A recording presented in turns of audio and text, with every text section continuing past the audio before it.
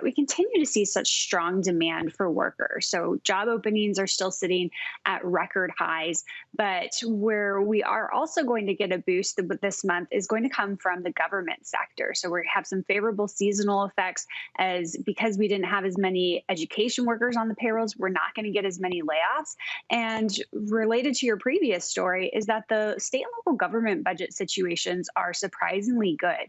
And there's a lot of runway there in terms of the potential for more hiring. So we've seen government sector employment only 35% of the way back from its COVID lows, and that compares to about 70% in terms of total payroll. So there's a lot of boost we're looking for, particularly in that government sector today. So Sarah, I mean, let's go through a little bit of the mechanics behind some of these estimates, because as I mentioned earlier in this hour, they run the gamut. I was surprised at just how wide-ranging the estimates are. We're down to the 300,000 plus figure on the low end of the range. Some economists are expecting upwards of 1.2 to 1.3 million jobs created. The middle is 845. You're close to the middle. What exactly is driving that wide variance in those estimates from economists all over Wall Street?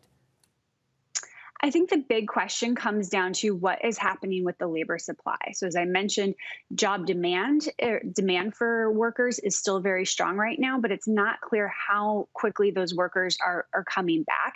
And that's creating a limit on how much companies are able to hire.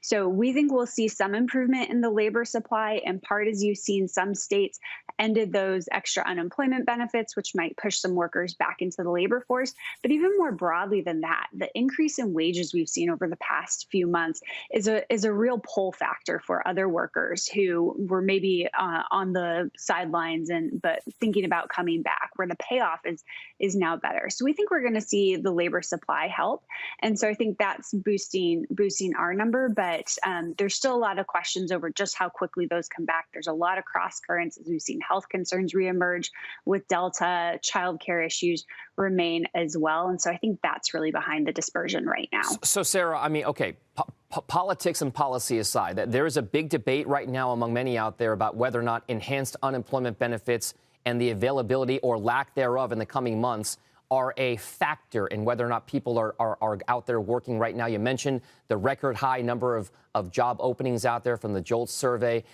From an economist's perspective, as you look out towards the next few months, September is when those unemployment benefits enhanced-wise are supposed to expire. Do we have to wait until October, November, December to see whether or not there is actual empirical evidence about whether or not enhanced unemployment actually had a driving factor force behind the employment picture over the course of the COVID pandemic? So I think we're starting to see some evidence come in now with those states that have ended, but it's hard to fully separate from other things going on right now. So for example, home-based data has showed that in July, you actually saw a decline in employment in states that ended the extra unemployment benefits, where employment picked up in states that continued them.